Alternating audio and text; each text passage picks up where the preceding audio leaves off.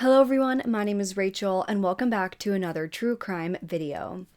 So the case that I have for you all today is definitely a very sad case, but it's one that I think people might have differing opinions on. Right now, the case is gearing up to go to trial, but we do have a bit of information to go off of now, so I still wanted to cover this case because I'm very curious as to how this information will go forward in the trial, and I'm very curious if there is enough here to get a conviction. I cannot wait to hear your thoughts on this one after hearing the details. But before we get into it, I wanted to say a huge thank you to GlassesUSA.com for partnering with me on today's video. If you're anything like me and you are blind like I am, then you know how expensive glasses can be and how much of a hassle it is to get them directly from your eye doctor, having to go through the store, look around, find out that they're not actually in stock, find out that they're exuberantly expensive. All of those things are not things that I like dealing with at the eye doctor. However, GlassesUSA.com makes that process so much easier and much more affordable. By cutting out the middleman, GlassesUSA.com offers prescription eyeglasses up to 70% off of retail prices. You can now shop for your prescription eyeglasses online without ever leaving your home, all at affordable prices. GlassesUSA.com offers almost 10,000 styles of glasses and sunglasses, including in-house brands like Audido, which is what I'm wearing right now. These cute pink eyeglasses that I just got are also Audido. These are a new staple in my everyday glasses. They match with pretty much everything I wear because I'm always either wearing black or pink, so I think they're adorable. I also have my pair of Ray-Ban sunglasses, which is what these guys are. These are the perfect sunglasses for everyday wear. They match with pretty much every outfit that I wear. Again, the pink or black. I feel like I need to have multiples of glasses and sunglasses. I like having extra glasses already packed into my travel bags and overnight bags in case I forget to pack them. If I go on a trip, even if it's just like an overnight thing and I forget to pack my glasses, I am screwed because I literally cannot see. When I'm on my phone, I'm like here, if I don't have my glasses or contacts on. So that just kind of puts it in perspective. So I cannot forget my glasses when I travel. Anytime I do, I'm very thankful that I had the forethought of already putting them in my bag, so I always have glasses with me when I need them. I also like having multiple pairs of sunglasses. I have one in my car, I have one in my gym bag, my purse, my backpack. My eyes are very sensitive to the sun, so I always like to have a pair with me, and GlassesUSA.com has made that so easy because their glasses are very affordable. I remember back in the day when I only had one pair of glasses and one pair of sunglasses, and losing them simply was not an option, but that doesn't mean I didn't lose them. So GlassesUSA.com has made my life so much easier. GlassesUSA.com also carries designer brands like Ray-Ban, Oakley, Gucci, and so many more. You can find any style and color that you can imagine, as well as specialty glasses like kids glasses, sports glasses, safety glasses, and more. Also, with GlassesUSA.com, you can add any type of prescription to almost any pair of frames, including sunglasses and blue light blocking glasses, which are great if you're looking at screens all day like so many of us do. GlassesUSA.com is also the perfect place to stock up and save on your contact lenses. You can get 25% off of all contact lens brands, including Vista, AccuView, Dailies, BioInfinity, which is what I wear, and so many more. They're available with any prescription for all uses. I personally do wear contacts for most of my days when I'm working or working out. But with GlassesUSA.com, the best part is the price point. A complete pair of glasses starts at only $39, and free basic prescription lenses are included with every frame. It's so easy. All you do is enter your prescription, place your order, and that's it. You are done. Standard shipping is free on all orders, no matter how much you spend. And if for some reason you aren't happy with your order, you have 14 days to return it for a refund, exchange, or 100% store credit. No questions asked.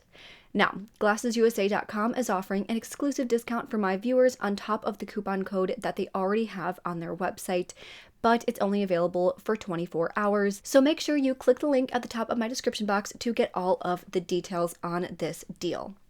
Thank you again so much to glassesusa.com for partnering with me on today's video. For the remainder of this video, I will be taking off my glasses and putting my contacts in because I know the glare on my glasses are a little bit bothersome to some of my viewers. With that being said, let's get into today's case. Today, we are going to be discussing the death of Lynn Hernan. Lynn Hernan was born on June 26, 1956.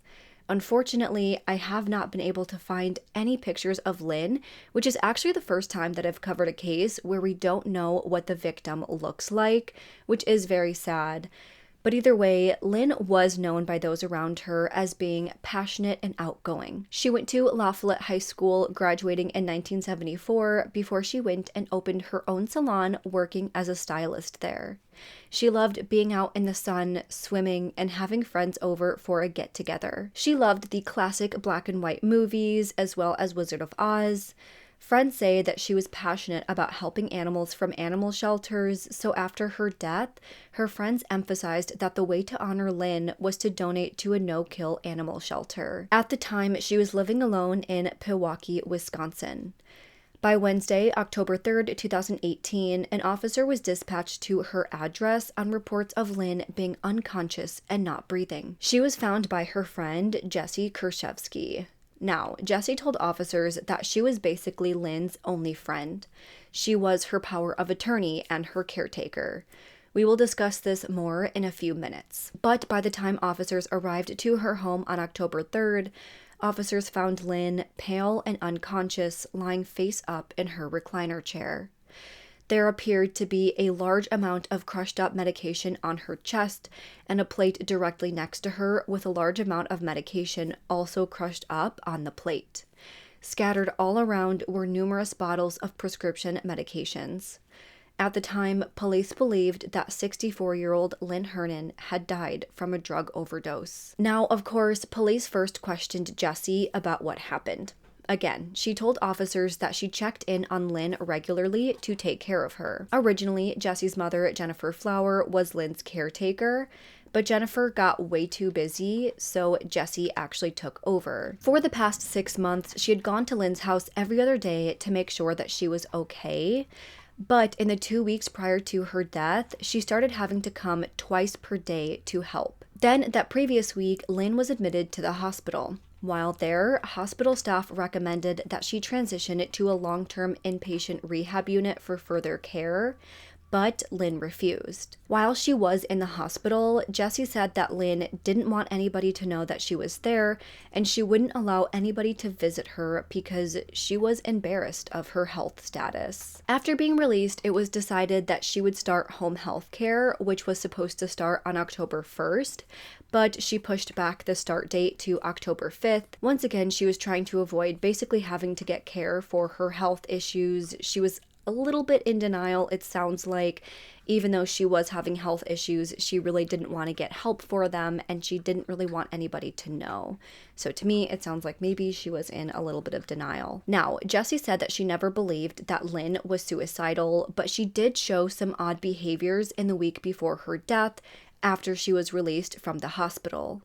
She stopped allowing other friends and family members to visit her, pretty much isolating herself from everybody. Even after being at home, she was embarrassed of her health problems and she simply didn't want anybody to see her. As Lynn's caretaker, Jessy would check in on her medications and make sure that she was taking them properly, but there were a few times that she noticed that Lynn either had too many pills or not enough in the bottles. There was one time where Lynn was prescribed Xanax, but she refused to take it and asked Jessy to bring the bottle back to the hospital. Apparently, even the doctors were so concerned about Lynn's health while she was at the hospital that they placed cameras in her hospital room. According to Jessy, she had also started throwing out her bills, saying that the hospital was not getting her money. She said that she was sick and tired of always being sick and never having any answers. Apparently, Lynn did often express concerns about her health issues, leading her to having to go to a nursing home, which was literally the last thing that she wanted. She had cats at home, and she wanted to continue taking care of them. She loved her cats, and she didn't want to leave them behind. But then she also started to tell Jessy where her important papers were, and also told Jessy what she wanted done with her cats when she was no longer there. So it almost did seem like she really did not want to end up in a nursing home, but she was also saying things that made Jessy believe that she was preparing to leave her cats behind. So maybe she was preparing to end her life. According to Jessy, Lynn didn't really have any other family or friends, so if there was anybody that she would be telling these things to, it would be Jessy. So at that point, police had no reason to believe that this was anything other than an overdose. Her health was declining. She faced the threat of possibly being sent to a nursing home, and she didn't have many friends or family members to lean on. She trusted that Jessy would do what she wanted with her cats, with her belongings, and everything that mattered to her. So everything made total sense for this scenario. However, as you know, I wouldn't be covering this case if it were that simple. Police did want to make sure that they did their due diligence, so they went ahead and spoke with other people who knew Lynn, Jessy, and their relationship. In the affidavit of probable cause, none of the witnesses are listed by name, so I will just refer to them the way that they are listed in the police documents. It does get a little bit confusing with them not having names, but bear with me, I will try my best to remind you who each and every person is. So police spoke to someone identified as witness D, who was the boyfriend of Jessy. He and Jessy lived together for about a year and a half at that point. Witness D said that Jessy visited Lynn about once or twice per month, but they would speak on the phone every day. Jessy helped Lynn with her grocery shopping, and when Lynn was sick, Jessy would even help her pay her bills. She would also go to the post office all the time to pick up Lynn's mail. Jessy apparently told her boyfriend, Witness D, that Lynn had been very sick and that she was actually in a coma for 5 months before she died, which we know is not true, but he didn't at the time. As we know, she was in the hospital for a few days, but she was released. Obviously, the hospital wanted her to go into more long-term care, but she was still able to make that decision for herself, so there wasn't enough concern that they sort of made her stay there. So she obviously wasn't in a coma, and she was obviously relatively healthy. But during the last 2-ish weeks of her life, Witness D said that she spent quite a lot of time with Lynn, going to see her 2 or 3 times per week. He felt that Lynn was so lucky to have someone like Jessy by her side as she went through so much in her final weeks. Jessy's boyfriend said that after Lynn's passing, Jessy was distraught. She was very upset about the entire thing, which obviously made sense to him because she spent so much time with Lynn, and it made sense that she would be very upset over her death. The next individual that police spoke to is only listed as Witness C. So, by December 19th of 2018, Witness C said that he had known Lynn for a while and that she was a very good friend of his. He did not think that Lynn would have wanted to take her own life. He didn't think that there was any way that she would have intentionally or even unintentionally overdosed. He stated that the relationship that Lynn and Jessy had wasn't as straightforward as they would want you to think. He said that Jessy and her mother, Jennifer Flower, befriended Lynn so that they could use her. After befriending her, they moved into her home, used her things, and after her death, they started selling her property and driving around in her Jeep. Witness C said that some of the items they kept and some of the things that she sold were supposed to go to Lynn's family members, not to Jessy to keep for herself or to sell to benefit financially. So obviously hearing how Lynn apparently died really concerned Witness C, and seeing Jessy's behaviors after the fact really did not sit right with him. The next person police spoke to was identified as Witness B, but this person was said to be a cousin of Lynn's. Witness B called into the Waukesha County Medical Examiner's Office on January 24th, 2019 to inquire about his cousin's death. He stated that his cousin Lynn was very close to his mother, who was deceased at that time. Witness B said that it just did not sit right with him that Lynn would choose to leave her entire estate to Jessy, given that she did have family and others close to her who she would have left at least some of her possessions to. So again, Jessy's over here saying that Lynn had no family, she had no friends, nobody else that cared about her, but all of these people are calling in and talking to police and saying like, no, I cared about her. I know plenty of other people who cared about her and who Lynn likely would have left her belongings to instead of Jessy, who she hadn't known all that long. So for the time being, from October to January, family members of Lynn were left wondering what really happened. They felt as if there was no way that Lynn would have overdosed. And by January of 2019, they had their answers. After Lynn's death, she was sent to the medical examiner's office to complete an autopsy and run a toxicology screen on her. That report stated that Lynn had a fatal amount of tetrahydrolicine in her system.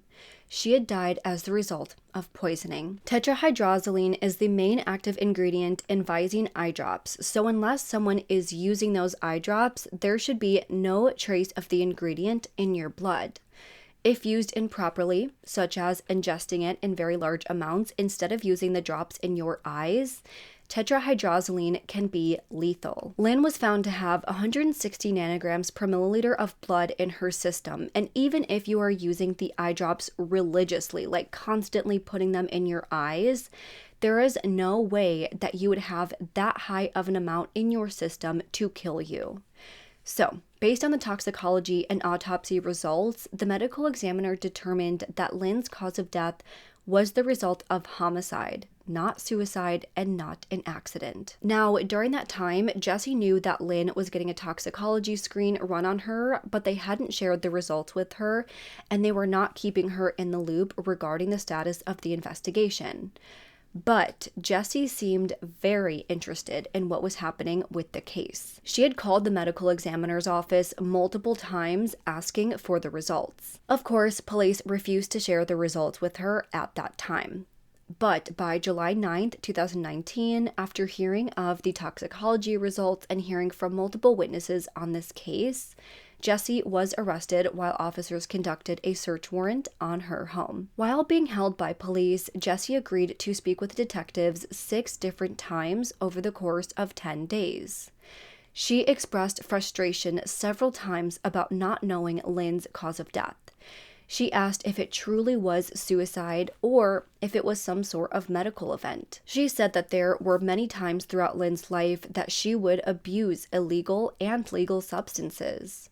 While Lynn was able to function just fine on her own, Jessy made sure to keep an eye on her and make sure that she was being healthy and taking her medications properly. But despite her best efforts, there were times that Lynn would drink excessively while also abusing her medications. Jessy even recalled 3 times where Lynn got super intoxicated and told Jessy that she didn't want to do this anymore. Jessy said that she told Lynn to ask someone for help, but Lynn refused. She didn't want to ask anybody for help. She just wanted to be done with it all. There were times that Jessy and Lynn would even get into arguments about Lynn abusing her medications. Jessy went on to say that Lynn did look into methods of suicide at one point. She went on to say that she researched getting pills from the black market and even once purchased a gun to kill herself with. Jessy even said that there was one time where she caught Lynn with the gun about to kill herself before Jessy took it away from her and disposed of it. She said that she saved Lynn from herself numerous times. So, police then asked her about her financial incentive for caring for Lynn all this time.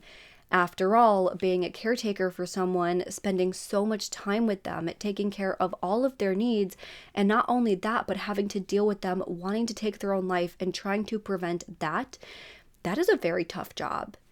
Jessy told officers that there was never any official arrangement made, but Lynn would often give her checks or allow her to use her credit card to take care of her car payments or her rent. Jessy said that Lynn was always very generous with her money, always giving it to everybody she could. After all, she knew that she was going to die soon, and she wanted to give her money away so it didn't all just go to waste. Then finally, Jessy was informed of Lynn's cause of death. She was told that Lynn was poisoned by tetrahydrozoline, and immediately, Jessy offered an explanation. She said that Lynn was known for using eye drops. She bought eye drops in massive quantities and would have the bottles of eye drops all over the house. Whenever they were at the store, Lynn would buy upwards of 6 bottles at a time.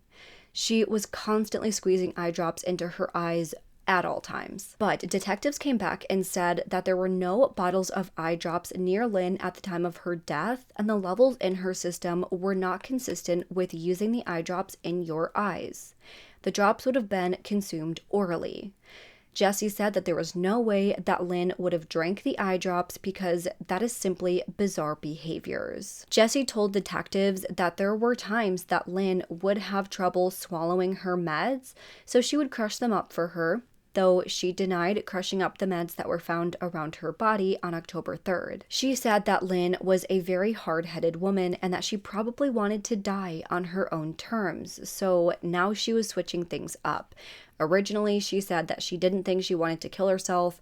Then she started saying that she had to take the gun away from her on multiple occasions. Now she's saying that she probably did want to take her own life and she probably used the drugs. She probably wanted to go her own way and probably used poisoning herself as the method after having researched multiple ways of taking her own life. Now, there were other drugs found in Lynn's system. This would make sense because of all those drugs crushed up around her.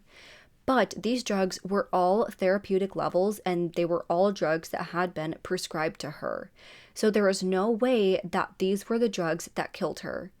They told Jessy that they believed the whole scene of those crushed up drugs being all around Lynn when she died, they believed it was staged because again, she didn't have all that many drugs in her system. Jessy adamantly denied having anything to do with Lynn's death, further stating that maybe she staged her own suicide, and then she said that maybe the toxicologist got it wrong. She went as far as saying that she never heard of Visine poisoning, which is the same thing as tetrahydrozoline poisoning, since that is the main active ingredient in Visine. However, when detectives spoke with Jessy's boyfriend, witness D, he said that he recalled one night that happened a while ago, sometime before Lynn's death. He said that Jessy and some friends had gone out for the night while witness D stayed home. He said that Jessy got home at around 1 a.m. that night and was clearly intoxicated by all of the noise that she was making, so witness D woke up and asked her to quiet down. At that point, she was still stumbling around a little bit and acting drunk, and she ended up telling her boyfriend that she actually believed that her drink had been spiked with Visine and that she had been poisoned. Obviously, Jessy turned out to be okay, but this shows that not only has she mentioned Visine before, but she knew that somebody could be poisoned with it, given the fact that she believed that she had been a victim of the poisoning. So again, the boyfriend recalls that story happening before Lynn's death. So detectives brought this up to Jessy. They told her what her boyfriend told them, and she claimed that she wasn't the one who got poisoned, that somebody else had actually been poisoned. But she didn't really have an explanation for saying that she didn't know what Visine poisoning was. Then she went ahead and changed her entire story about Lynn and the Visine.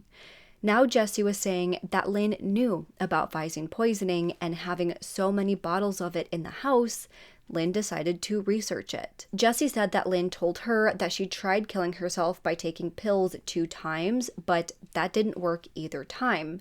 So, Jessy said that she saw Lynn drinking the Visine in her vodka the day before her death. Jessy said that Lynn had been doing this for several days at that point, playing around with different doses of Visine, but all it did was make her very sick each time.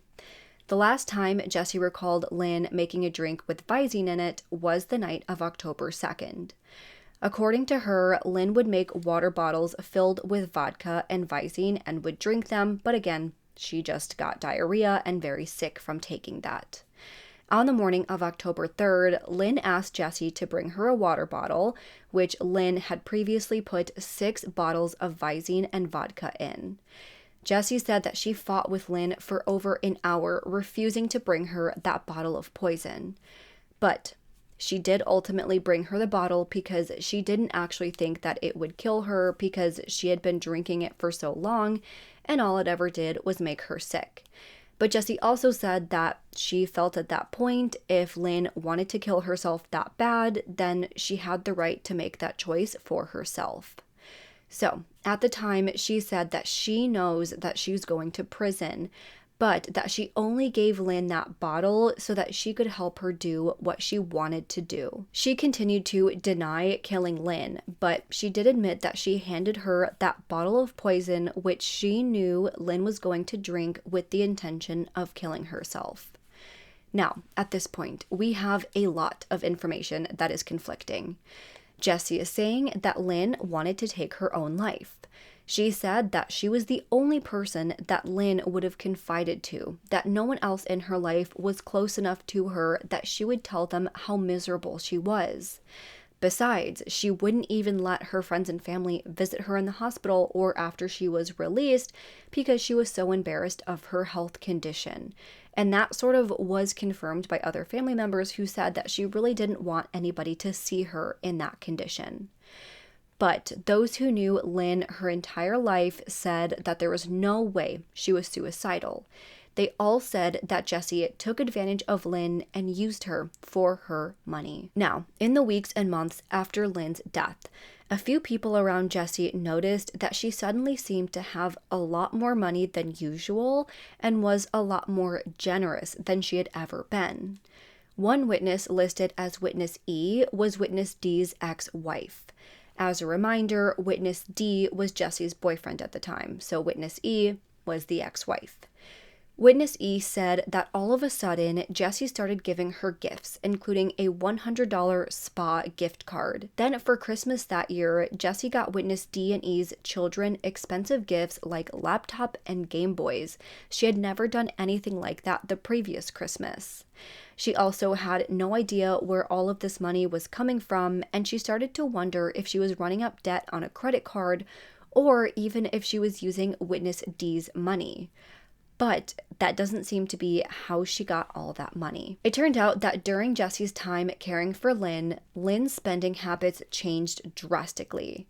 Lynn had previously had very few credit cards and never spent too much money on them. But after meeting Jessy, apparently, she took out multiple other credit cards and started maxing all of them out, while paying the absolute minimum each month. By the time of her death, her debt went from practically zero to $72,216. Also, as we know, after Lynn's death, Jessy was in control of her assets. Police found that about $15,933 was taken from Lynn's estate to pay the debts that she owed. But they also found falsified documents that were made to show receipt of the money to pay off Lynn's debts. So that $15,000 that was taken from her estate was supposed to go towards her debts that Jessy most likely caused, but this money went unaccounted for. By June of 2018, detectives found that a total of $130,204 was transferred from Lynn's account to Jessy's accounts over the course of several months. Then, of course, that $15,000 that went unaccounted for, that was thought to have been stolen by Jessy as well. In total, including all of the credit card debt and the fraudulent bank activity and taking money from her estate, selling her things, driving her Jeep, it is believed that Jessy stole about $290,210 from Lynn. Around that same time, Jessy was found to have spent a lot of time at different casinos, gambling with huge amounts of money. Within 1 year, Jessy spent $23,455 at various casinos. According to Witness D, Jessy's boyfriend, the two would go to the casino twice a month, and there were times that Jessy would spend exuberant amounts of money, and I believe the boyfriend did the same. So both of them had a little bit of a gambling problem. Then it also turned out that Jessy also had a past criminal history of the same behavior that she's being accused of in this case, as well as a long history of gambling addiction. Specifically, she has spent time in jail for charges of forgery and fraud. This behavior started back in 2010. In February of 2010, it was found that she defrauded 2 individuals out of $4,000 by taking out fake loans in their name. Well, the loans weren't fake, but the way she accessed these loans was fake. They were real people's names, but they weren't her name, obviously, so these people got defrauded out of all that money.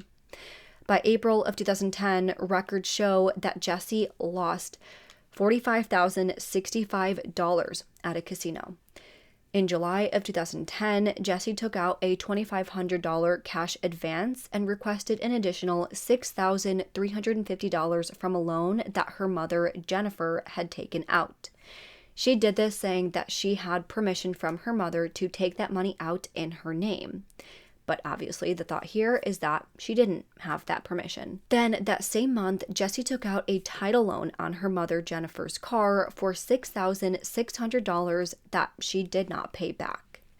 Now, when Jennifer was later interviewed about this, Jennifer Flower told investigators that Jessy had been ruining the family's lives for years. Jennifer was missing her social security card, multiple IDs, a bunch of checks, and even the title to her car, as I just stated. She was aware that Jessy was attempting to use her identification to get money and take out false loans in her name. After the arrest warrant was issued for Jessy, she had tried to use fraudulent cashier's checks to pay for a hotel to stay in while she was on the run. At that time, they did ultimately arrest Jessy, and I believe she ended up spending 2 years in jail for these charges before she was released on probation. So given the fact that Jessy clearly has a history of defrauding people, including her own mother, which speaks a lot to her character, that she does not care how close you are, that she will hurt you in order to get her way. And then given the fact that she had this severe gambling addiction where she lost thousands and thousands of dollars, as well as the fact that Jessy was clearly using Lynn for financial gain, police believed that Jessy murdered Lynn for her money. So, based on that, 39-year-old Jessy was arrested and charged with first-degree intentional homicide, as well as 2 counts of felony theft, and she was given a $1 million bond. At that time, she pleaded not guilty, and her trial is actually set to start this week. I also do want to note that during her time in jail awaiting her trial, she actually broke down to her cellmate saying that she did poison Lynn with the eye drops, but she said that she did not do it for financial gain. She said that she only did it because she wanted to stop Lynn's suffering. That was it. She was doing it because she is a kind, compassionate person, and she could not stand to watch Lynn suffer for another moment.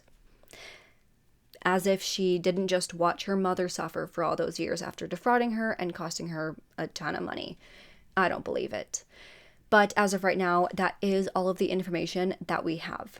When I saw this case, I knew that it was about to go to trial, but it definitely intrigued me to see what evidence they actually had to get this case going and whether I felt that they were going to get a conviction. By the time I actually post this, again, the trial may have finished if it was a really quick trial, or it may still be ongoing, but I do have a feeling that this is going to be a very hard case to prove beyond a reasonable doubt. But I do look forward to seeing and hearing everything that happens with this case. As always, with cases that have loose ends like this one, I will keep you all updated on what comes of the trial and any new information that comes out. But that is all I have for today's case. Obviously, this is such a very sad case of a woman who was pretty much helpless and was depending on Jessy, who she thought was a friend, to help her with her health issues. I do believe that Lynn probably did have a lot of health problems and was probably sick of it, but I don't think she chose to take her own life because of it. I think just based on how Lynn was described, I think that Lynn was a fighter. And in my own experience working at a hospital and having patients that remind me a lot of Lynn, you know, the stubborn ones, the one that are like, I'm just gonna go home. I have friends that can help me. I have people in my life. I don't want, you know, to burden somebody else. Not that it's a burden, but a lot of people feel that they are a burden to others when they go to these long-term care units or inpatient rehabilitation. A lot of people just don't want to do that, and they also just don't feel like they need it, and they don't feel themselves when they're put in that position. So I absolutely understand where Lynn was coming from, but I don't think that her issues were so severe that she just decided that she wanted to end her life. I just don't think that's what happened here. I think that Jessy inserted herself into the life of an older woman who didn't have too much help. She didn't have that much family around. She didn't have many friends. She did have some family. She did have some friends, but I don't think she had kids. I don't think she had that many people to help her on a regular basis.